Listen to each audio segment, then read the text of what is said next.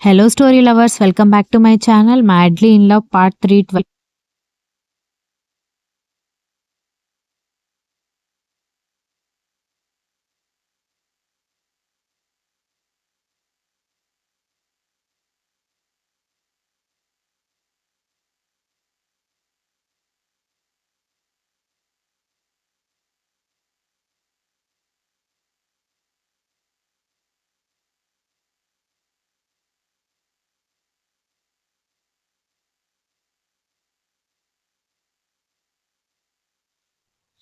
చాలా మంచి good news చెప్పావక్క. నిజంగా ఎంత హ్యాపీగా ఉందో తెలుసా?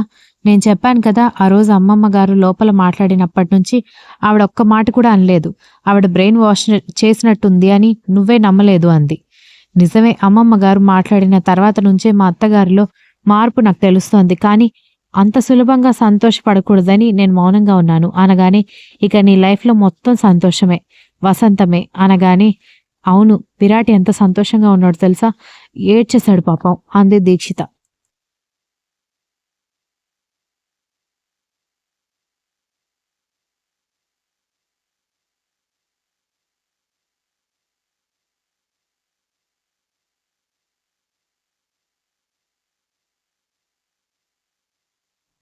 పాపం అంతే కదక్కా!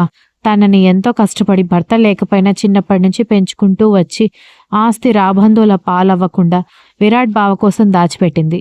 అంత కష్టపడి పెంచిన తల్లంటే ఎవరికైనా ప్రేమ లేకుండా ఎందుకుంటుంది? కానీ ఆవిడ నీతో ప్రవర్తించిన తీరు నచ్చక బావగారు దూరంగా ఉన్నారన్న మాటే గాని కన్నతల్లి గుర్తు రాకుండా ఎవరికుంటుంది? అంది దక్ష.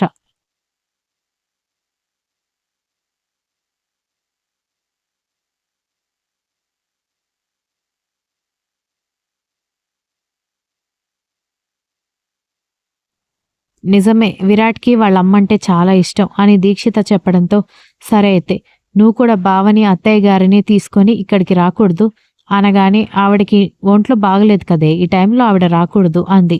సరేలే అయితే అన్నయ్య వాళ్ళతో మాట్లాడి నేను అమ్మ వాళ్ళందరినీ తీసుకొనొస్తాను, పర్వాలేదు కదా అనగానే, నన్ను క్షమించిందంటే అమ్మ వాళ్ళని కూడా ఇంకేమందు, వచ్చేయండి అని చెప్పి దీక్షిత ఫోన్ కట్ చేసింది.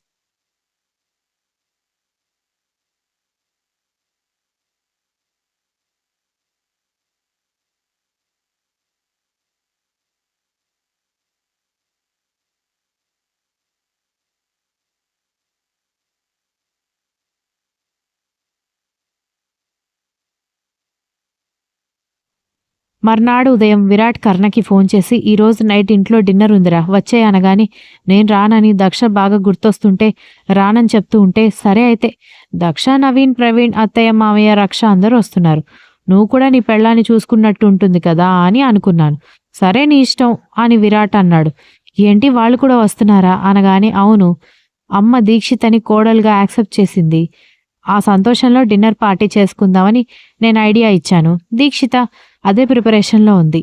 వాళ్ళు వస్తున్నారు. నువ్వు కూడా రా అనగానే, అయితే ఆఫ్టర్‌నూనే వస్తాను అనగానే నవ్వుకుంటూ ఫోన్ కట్ చేశాడు విరాట్.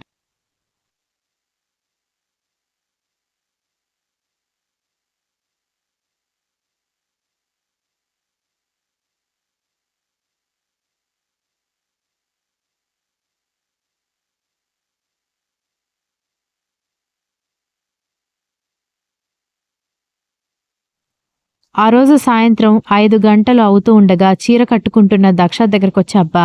ఎంతసేపక్కా? అందరూ రెడీ అయిపోయారు. నువ్వే లేట్ అనగానే, వస్తున్నానే, చీర చాలా హెవీగా ఉంది, నిలబడ్డం లేదు, కాస్త కుర్చీళ్ళు పట్టుకో అని చెప్పింది. రక్ష దక్షకి హెల్ప్ చేయడంతో పాటు రెడీ అయ్యి, అక్క బావగారు కూడా వస్తారా అనగానే, విరాట్ బావకి కర్ణ బావ ఫ్రెండ్ అయినప్పుడు రాకుండా ఎలా ఉంటాడు అనగానే, ఓహో! అయితే 2 రోజుల ఎడబాటు ఈరోజు తగ్గిపోతుందనమాట అనగానే, నోరు మూసుకో అని చెప్పి అందరూ విరాట్ వాళ్ళ ఇంటికి బయలుదేరారు.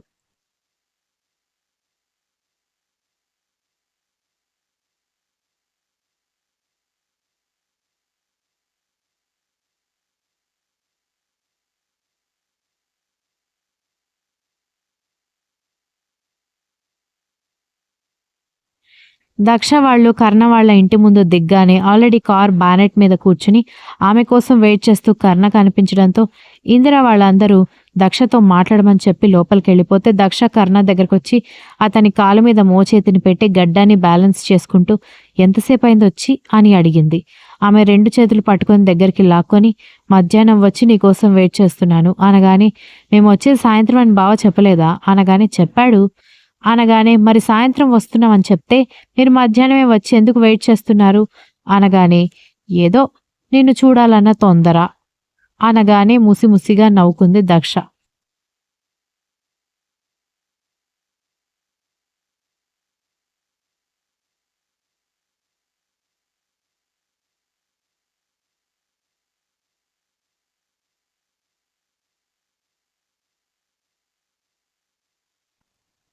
ఆమె నడుం పట్టుకొని తన మీదకి లాక్కొని, "ఏంటి నన్ను చూస్తుంటే నీకంత కామెడీగా ఉందా? భార్య ఎడబాటుతో విరహ వేదంతో చచ్చిపోతున్న భర్తను చూసి ఎవరైనా ఇలా నవ్వుతారా?" అనగానే, "ఊరుకోండి ఏంటా మాటలు? అయినా నేనెళ్ళి 2 రోజులు కూడా అవ్వలేదు. అప్పుడే మీరింత మిస్ అయితే ఇంకా 28 రోజులు ఎలా ఉంటారు?" అని అడిగింది. ఆమె కళ్ళలోకి చూస్తూ అతని దగ్గరికి రావడానికి ట్రై చేస్తుంటే, "ఏం చేస్తున్నారు? మనం ఇంటి బయటున్నాం.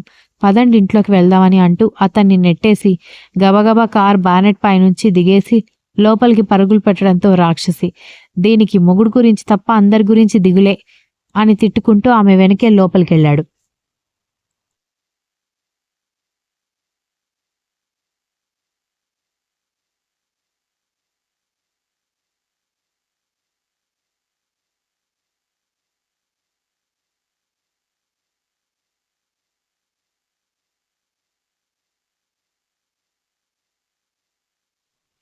ఇద్దరూ లోపలికి రాగానే, "అయిపోయాయా మీ ప్రేమ కబుర్లు లవ్ బర్డ్స్" అని దీక్షిత్ అడిగేసరికి దక్ష నవ్వుతూ "అయిపోయాయని" అంటూ తన దగ్గర ఉన్న బాబుని తీసుకొని వాడిని ముద్దు చేస్తూ ఉంటే వాడు వాళ్ళ పిన్నిని గుర్తుపట్టి కిలకిలా నవ్వుతున్నాడు.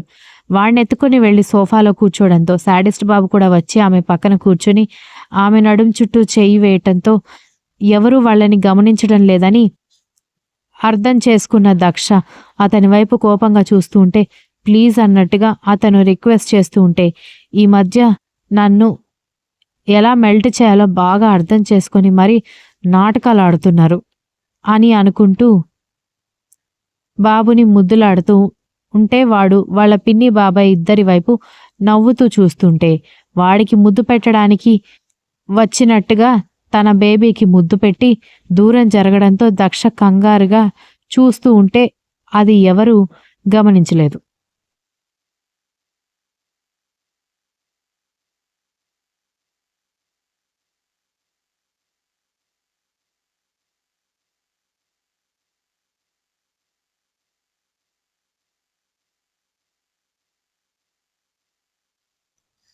"ఏంటండి మీకు బాగా అల్లరి ఎక్కువైపోయింది" అని అంటూ ఉంటే, "మరేం చేయమంటావు?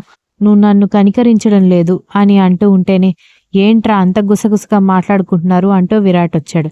"ఏం లేదు బావా, బాబు రోజు రోజుకి ముద్దుగా తయారవుతున్నాడు" అనగానే డాక్టర్ చెప్పిన విషయం జ్ఞాపకం రావడంతో విరాట్ వెంటనే డల్ అయిపోవడంతో, "ఏంటి బావా ఉన్నట్టుండి డల్ అయిపోయావు? నేనేమైనా తప్పుగా మాట్లాడానా?" అని దక్ష కంగారుగా అంది.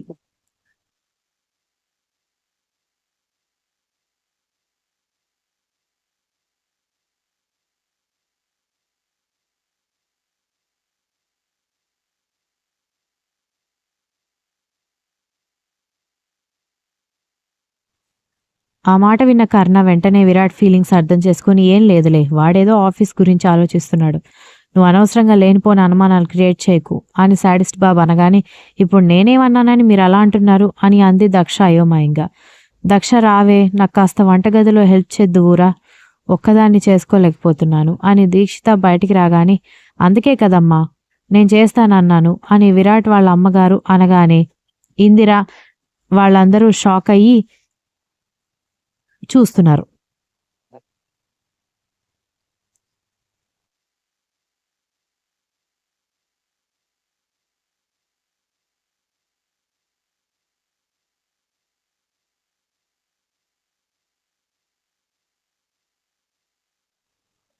విరాట్ అది చూసి నవ్వుకొని, "అందుకే కదా మిమ్మల్ని డిన్నర్‌కి పిలిచింది, అమ్మ మారిపోయింది" అనగానే అందరూ సంతోషపడితే, "వస్తున్నానక్కా" అంటూ బాబుని విరాట్‌కిచ్చేసి వంటగదిలోకెళ్ళింది Daksha. Continues. If you like this story please like, share, comment and don't forget to subscribe.